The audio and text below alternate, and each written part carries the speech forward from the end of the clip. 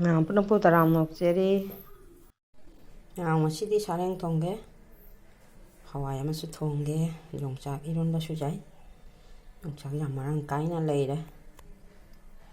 Nga se jumda jo lak putagi lo ho bane ba. Adai sum thong ba ho lage mathang mathang myam da sum share tawrakke. Yongchak ki jeng myam phajadrai na. Ambi dagine heglaga porak pane ba. Pijarak ba. Yam phaja kono jeng. Poche jam nam nauri ba. Lisan ba oidre. Se haw do mi iron cha so haw ni to dai ti khok to ga maku asang ba sene kheto ga ne. Sinju cha su jani poche na tawre ba. Taka ti ba. Ado yongchak se marang kai de dak ti jam. Haw do mi yam yongchak se asina sajna ni. Sajna se khar di chaw ba jaw re. Sajna se chu ngau khola ka cha ba haw bani ko. Sajna se chu pijarak bane ba mi na. Ado yongchak ama iro lage. Nga thong lage. Koi magi manang nupi nimbo ki manang nupi su la iya ba. Mo su cha doi ni. Ado mathang video lo bang amra jenge. Nga ngau ba loi ne am. Ai hwa su thong ba loi de bora ma ho kai ne. Bantha ko ri ga jinung ga taw la ga tham ne. Ade di ron ga su phut khai. Chom la. Alu mo khole alu ga ta thong ani ti ka in ja la ro. Nga nga thong ba loi de jong. Haw ga trai. Alu ga ta taw la thong ne. Dai sun da bora ho ri. Sa da bantha ko ri ga jinung ga taw la ga bora ma ho re. Di cha ka me iro le alu ga. Hwaya ma ga thong ne. Mathel na koi lei de siga aina video se phadana lobang amde thagak se khujin na ban ne video to dum law na thong thak da lobang amde ba tana mate mate lawre na thong ba bora iron ba hawai sumaina nongma ki thong thak ba loi de ek chana na ba ki thorang hogal lage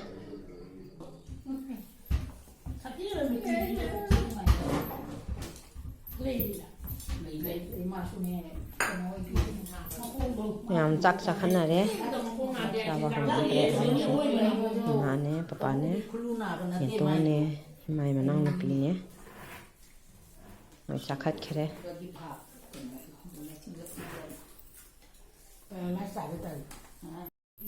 nang kai sai no lai ma mitang ai ni lai ra bani na ne hida ku regular sa ngam de somasya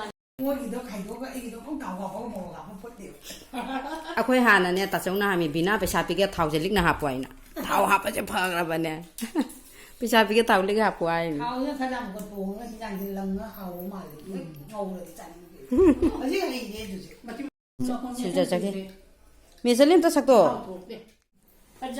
tak to koi kwa sa na ri lai ma sa cha ra mu phu to Ai masa chapna bagi kai no ma adu lei sa li du di se si lei si si pa jai ni du gi ni ne si choi de por ko ni ha phong le si ja ga de si ma chen pi do yin masa kai da kai ha do no mari jam chat pa ni sa jam sai si morok se cha loi kha ima na morok cha ra pang dau to sal le me ma ai si taw na ni mu na ha ku mo ma ne strawberry Joli ba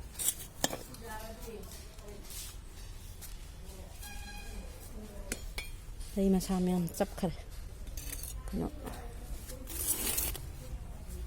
một lúc ra xe phục kìa buổi nó lâu rồi kìa xem làm mệt xe chị nó nắm mà đủ chừng hồn nó đó dần vậy mà chị ngầm mí nè chúng cái này phục tơ lùi này lấy ní này tôi mém hao đây hiểu cái nón này đó moro xem làm mệt đó anh em không mà đủ thà dần vậy nè ngủ bây giờ hạp cái này mà đủ thà cái tôi đó cái này là gì xem làm mệt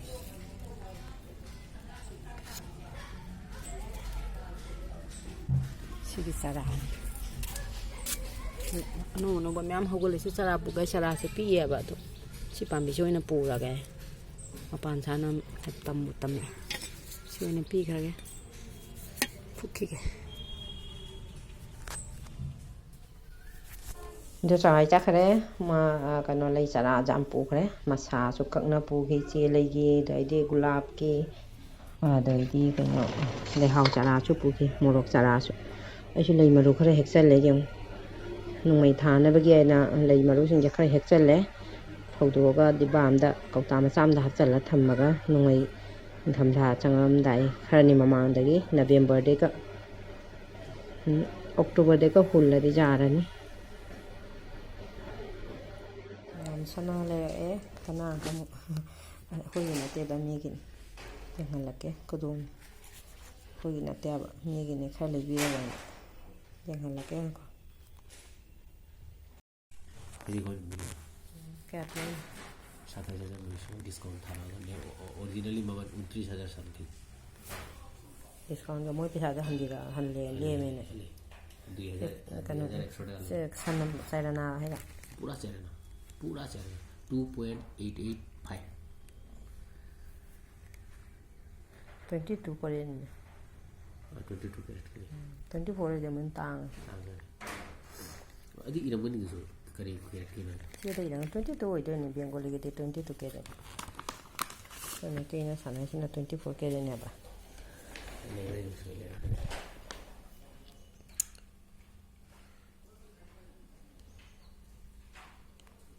दादा को पिनाते ही नहीं दादा को पिनाते कहीं नोदा करेगा तनिक्स अमर समुद्र है तनिक्स नते ने एमपी गैलरी को पिनाते मनिकसान समुद्र से मिंगी सनाने बा बेंगोली के उनका के मोय लुहोंग बगी जमाई दमान दा गिप्पी ने ना खरे ले पीरा वाइन मोती दुकान के का तो खंग दे ना लूती लुहोंग खरे बने बा अखोय ना के पांग की फ्रेश पांग के बा अखोय ममा सना की दा सना तो रे या mana ki na chuma ma pibire ya ba chaum gi to chaum mana te angang jing la ko da ro khoi na fresh ang ka pang bi gi to moi daman gi khudu pi ne na hung wa da di chen pi khra ba na ji khudu se pi ne daman da gi khai le bi ro wa na moi na dukan ka to khong khang da na su che ta gi ne 22 carat ki ne bengali sana ne ba khoi mai te si na 24 ni do chu phaja re jeng san namagi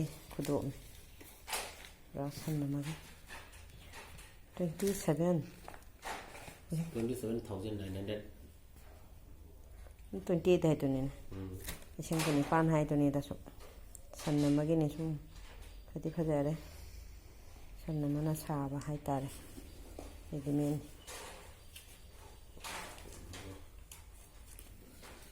kana tang ba kenu khang ba ta se silchara tha ko pinota gi lai rakpani 22 carat ki sanna saba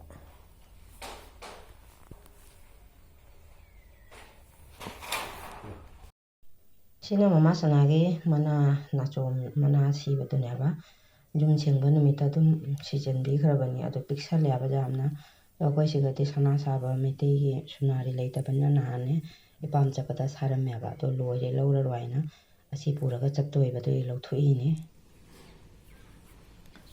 mathak tong ne ising atang hebi gai na karak pone ba ado igi kobi sing oi ba ngam de jeng matam je theng na tha kina su taw nya kan mana ta pang ba ta kai lei si de oi tre phuk ta la si ra khang de si su jeng ina sajibo ga tham ja ga dai na khan kanu su taw ri ne khajur pambi ni khajur pambi maru ta te ho ba jan khajur je bang ta ho kan ban nani mayam aina thari po sing je oi ba ngam de da ai gi channel da mai na grow doing ngam de mo se aja bane hen bane ko adoni mayam nang sibiduna like to biramu subscribe to dribe chino singna lembi ba tare ga di subscribe to biramu mayam malberi su molle jengu mayam malberi su hekto ge cha ba jara ni bisu bijak bi ko masigi hei se aina masana tha bane ba aina masana tha ba pochei ne hinong su masana tha bane hingi kamra